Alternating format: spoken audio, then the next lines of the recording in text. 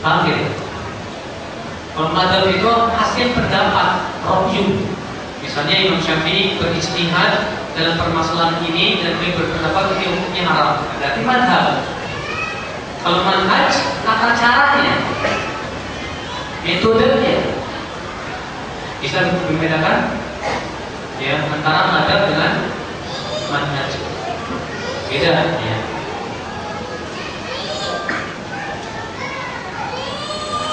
Ustaz, gimana seorang guru yang menyampaikan dakwah tetapi tidak berdasarkan hadis dan ulama terdahulu? Boleh nggak sih belajar sama ustaz tersebut? Ya kita tanya dong sama ustaznya. Ustaz, tanya dari tadi kok bawain dalil, tolong kok bawain dalilnya supaya kita betul-betul yakin. Karena agama kita ini kan berdasarkan dalil, bukan berdasarkan roh. Ya roh. Kalau ustaz yang bijak pasti dia akan membawakan. Iya, saya akan bawakan dalilnya. Ini hadisnya, ini hujah saya. Ini. Lihat tuh Pak, antum baca kitab-kitab cerita-cerita para ulama terdahulu. Ya, ketika Imam Syafi'i dialog sama Imam Ahmad, apa kata Imam Syafi'i? Ya Ahmad, saya mendengar kamu mengkafirkan orang yang meninggalkan sholat. Apa hujjatuka anta? Apa dalilmu? Selalu mereka bertanya Pak, apa dalil? Apa dalil? Enak kalau kasih dalil-dalil Pak. Soalnya agama kita milik Allah, bukan milik kiai. Allah berfirman, "Ala lillahi dinul khalis." Ketahuilah milik Allah agama yang murni. Karena agama milik Allah, berarti semuanya harus dikembalikan kepada Allah. Kalau cuma Rabbi, ya, itu tidak. Kata para ulama, la yukni wa la yusmin, tidak memberikan kepuasan dan tidak memberikan kekenyangan sama sekali. Ya. Nah, maka dari itu ya Islam, seorang ustaz itu harus membiasakan murid-muridnya bawakan dari itu. Makanya antum nih, antum baca bukunya Imam Syafi'i. Selalu beliau setelah menyebutkan pendapat beliau mengatakan wah hujjah kami adalah hadis haddatsana Subhan Rasulullah. Ya. Antum baca kitabnya Syarah Muhadzab Imam Nawawi. Setelah beliau menyebutkan pendapat yang beliau rojikan, beliau mengatakan walana, dan kami punya dalil dari masalah ini, sebutkan hujjah. Begitu Pak dalam beragama. Ya. Makanya agama kita ini selalu ya berdasarkan ilmu semuanya, ilmiah, agama ilmiah. Ya kayak orang Nasrani, Pak. Orang Nasrani apa kata pendeta harus diikut. Pendetanya ditanya, Pak pendeta dalilnya mana? Udah, kamu nggak usah nanya, ikut aja udah. Begitu orang Nasrani. Makanya agama Nasrani itu agama pembeo, agama yang sangat tidak ilmiah. Ya. Maka dari itu pada Islam adanya kita bersyukur diberikan oleh Allah agama yang ilmiah, betul-betul semuanya berdasarkan kepada dalil. Iya.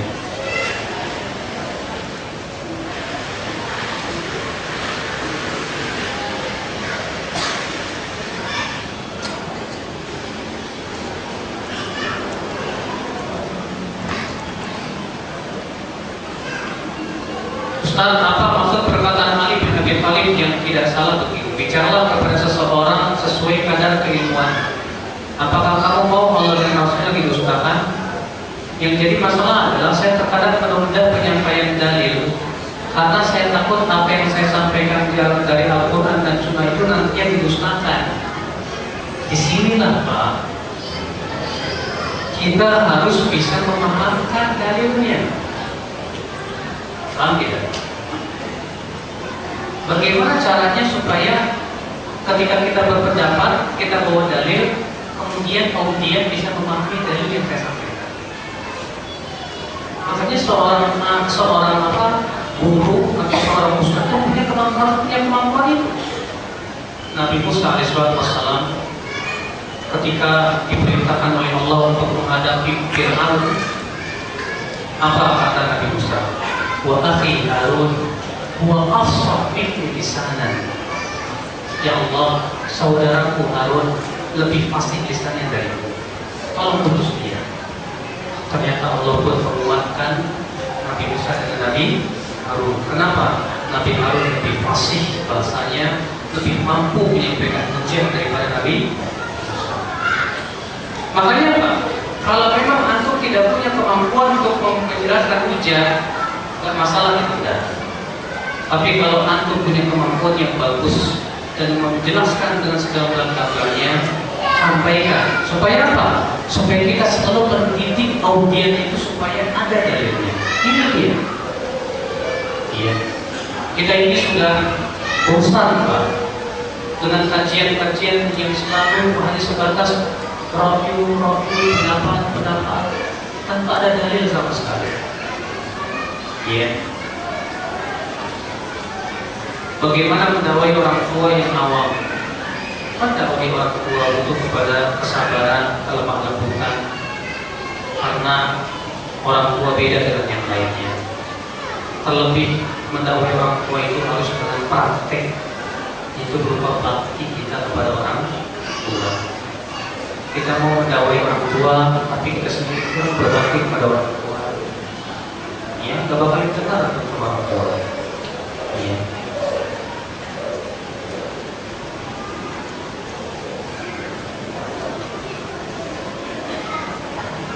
Bagaimana sikap kita dalam menghadapi perbedaan pendapat? Ini sudah saya sebutkan tadi. Bahwa kalau kita lihat, kalau memang khilaf perbedaan pendapat itu artinya masalah-masalah ijtihadiyah yang tidak ada nasnya dan masing-masing punya dalil yang sahih yang pemahamannya bisa diterima secara syariat, maka kita hanya kewajiban kita memilih mana yang paling kuat tanpa memaksakan pendapat kita kepada orang lain. Contoh misalnya, ya sudah saya sebutkan contohnya tadi, membaca Al-Fatihah di belakang imam.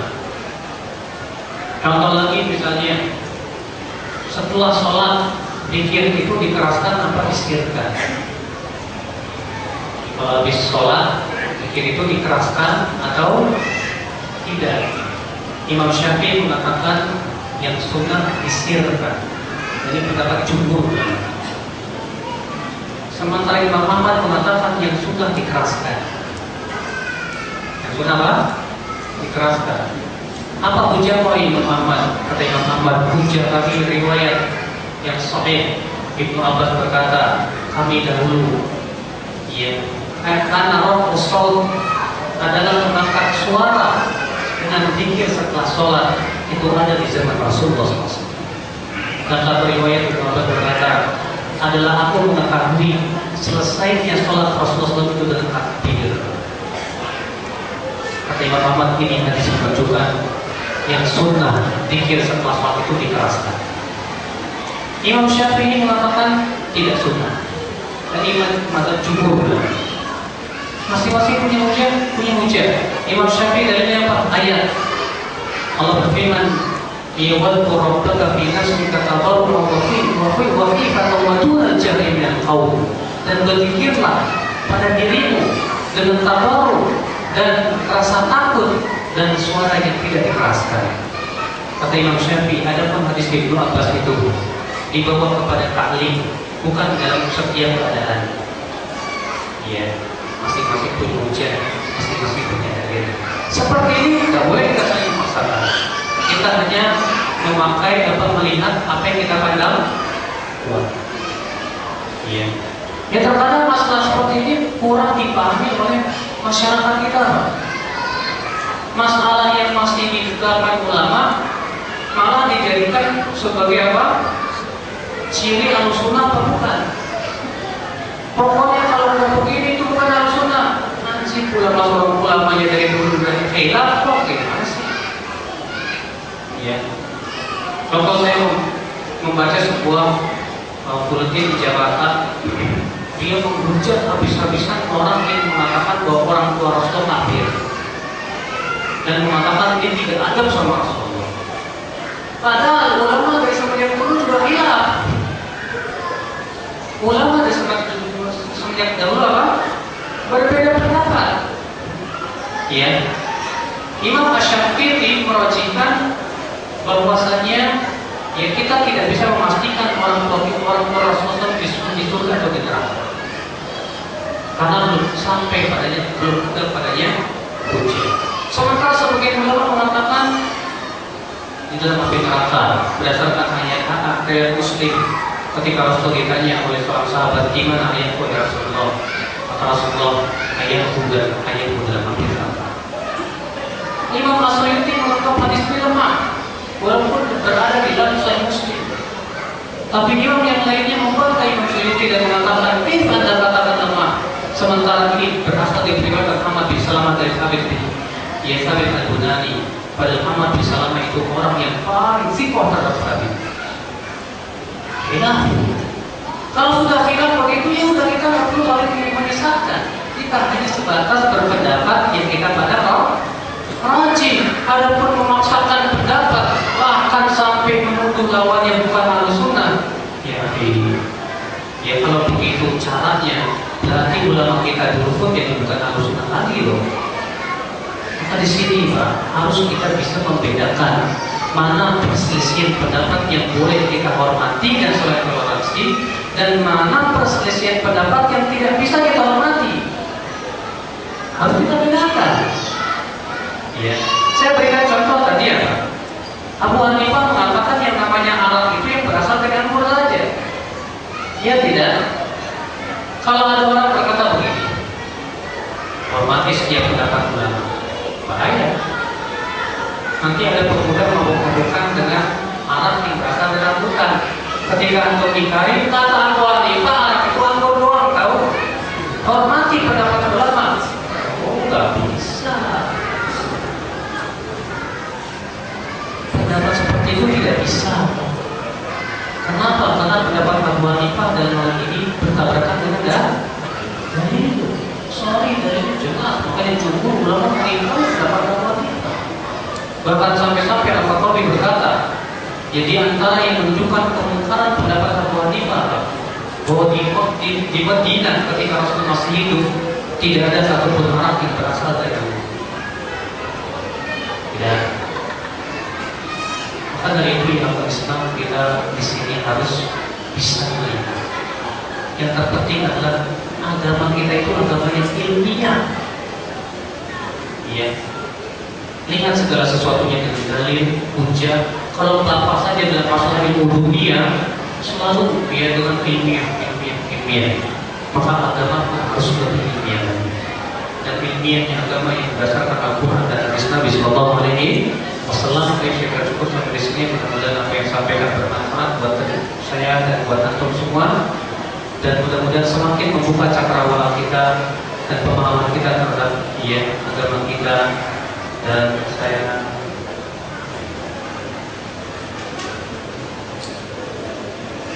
saya kembalikan kepada Ustaz Eka.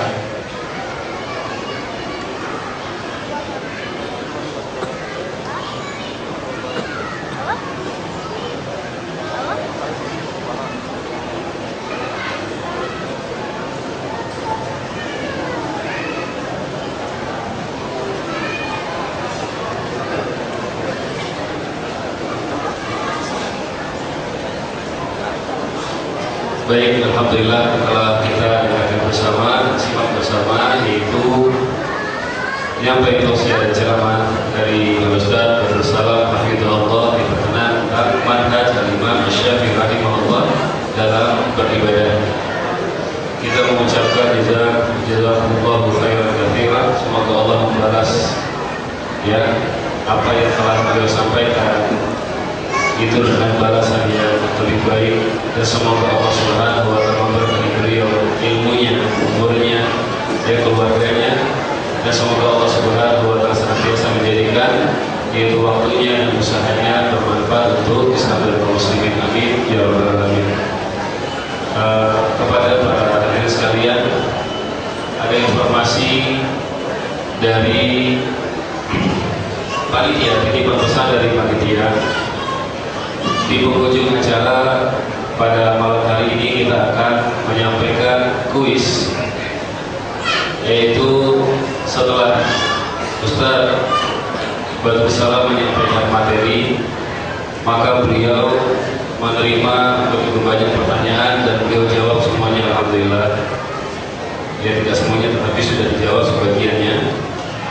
Sekarang dari kami, dari panitia, insya Allah akan memberikan hadiah. Kalau satu itu dapat hadiah tadi sudah menjawab. Ini kalau ada di antara kami yang bisa menjawab maka akan mendapat hadiah, dan ini adalah dari panitia. Ini adalah kitab-kitab atau buku-buku Kutaib yang merupakan buku dari karya tulis Ustaz Badrul sendiri, Abu Yahya Badrul Salam. Yang pertama, kunci memahami hadis Nabi alaihi salatu wassalam.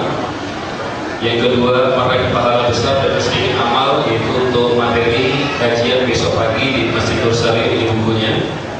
Kemudian yang ketiga adalah menyelami samudra basmalah. Ini akan kita bagikan kepada yang bisa menjawab tentunya.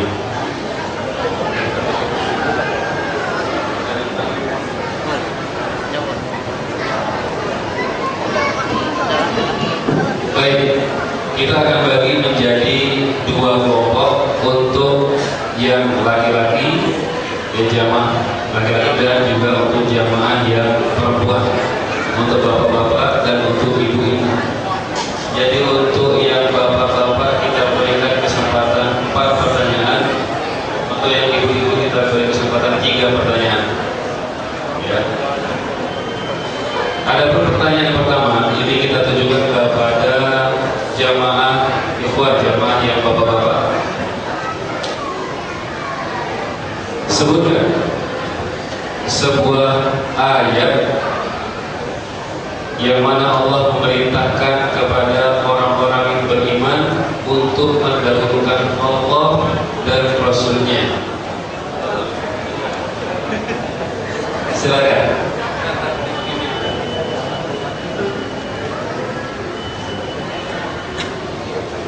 Bisa hafal ayatnya?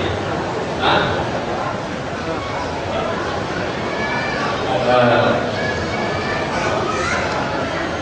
Hafal ayatnya?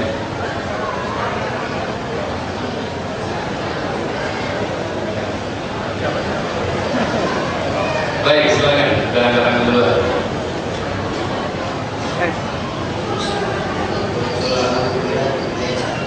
Baik, surat Al-Hujurat ayat 1 yang berbunyi, ya ayyuhalladzina amanu la tuqaddimu bainallahi wa rasulih. Wahai orang-orang yang beriman, janganlah engkau mendahulukan, itu perkataan Allah dan Rasulnya daripada perkataan manusia yang lain. Nah, ini silakan untuk mengambil hadiahnya.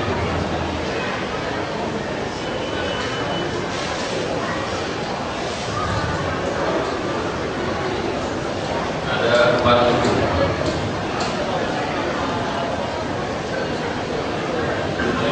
Salamnya sampai.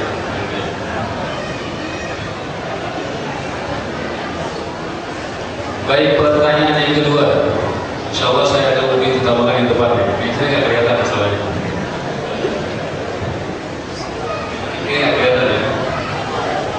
Atau ada yang bantu boleh? Pertanyaan kedua,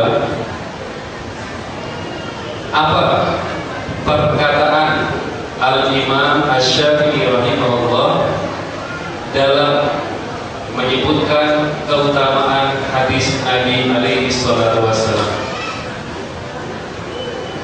Ya, silakan. Diri, gimana ini tadi? Ya, di belakangnya.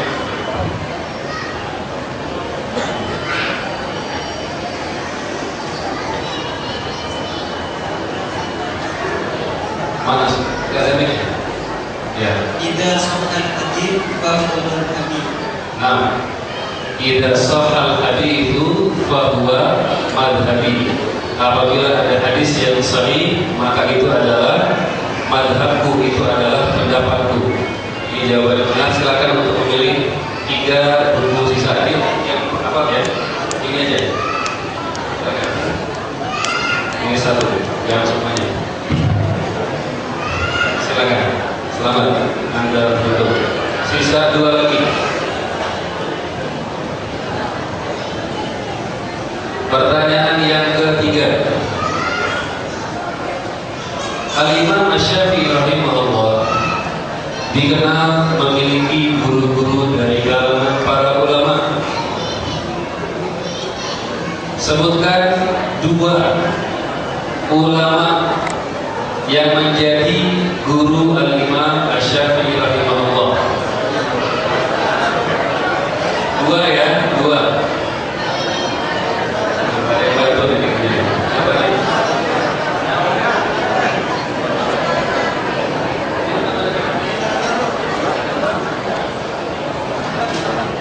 Awal. Ini kan? Baik, silakan. Pakai mic. Oh tadi coba kenalkan nama sama asal ya. Yang pertama, nama Muhammad bin Anas, guru hadis Imam Syafi'i yang kedua Muhammad bin Ali Hasan dan Abi Al-Badi dari Diki. Bagus. Barakallahu fiik. Silakan. Jadi di antara guru-guru Al-Imam Asy-Syafi'i rahimahullah adalah yaitu Imam Malik bin Anas, di mana beliau mengambil ilmu hadis, dan yaitu dua murid daripada Imam Abu Hanifah rahimahullah. Silakan untuk gurunya. Sisa ini untuk yang di atas. Baik, tinggal satu lagi menyelami samudra basmalah. Disebutkan di antara bentuk yaitu penghormatan dan pengagungan para ulama terhadap para sahabat Nabi alaihi salatu wasallam, di mana mereka memiliki perkataan-perkataan atau pernyataan-pernyataan yang menyebutkan tentang keutamaan para sahabat-sahabat Nabi alaihi salatu wasallam, yang menyebutkan tentang keutamaan para sahabat Nabi alaihi salatu wasallam. Pertanyaannya adalah, apa yang disebutkan oleh yaitu seorang ulama di sekolah di akhir tentang keutamaan sahabat Nabi alaihi salatu wasallam, yaitu siapa ulama yaitu Imam Malik bin Anas rahimahullah. Apa yang diucapkan oleh Imam Malik bin Anas berkenaan tentang keutamaan para sahabat Nabi alaihi salatu wasallam? Ya, silakan dulu. Berdiri.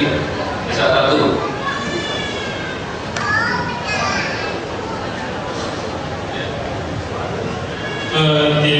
Berkata tidak akan baik urusan umat ini yang apa yang generasi pertama ini membalaskan. Baik, jawabannya benar atau salah? Salah. Karena Imam Malik nggak bisa bahasa Indonesia. Jadi jawabannya adalah la yasluhu amru hadhil ummah illa bima salaha bihi awwaluha.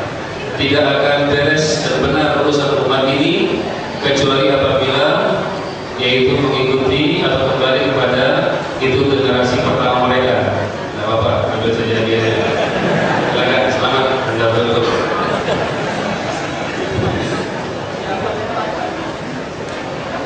Baik, untuk pertanyaan kepada yang putri ataupun yang akhwat dan ibu-ibu,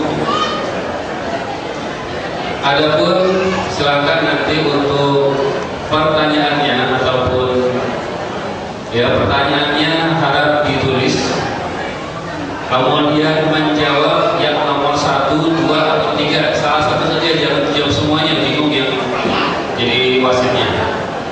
Jawab satu saja, nomor 1, nomor 2, atau nomor 3. Yang pertama adalah, apa prinsip Al-Imam Asy-Syafi'i dalam beragama? Sebutkan 3 saja. Sebutkan, atau apa prinsip Imam Syafi'i dalam beragama? Sebutkan 3 saja. Ini pertanyaan pertama. Yang kedua, bagaimana pendapat? Sebutkan ya. Kemudian yang nomor 2, sebutkan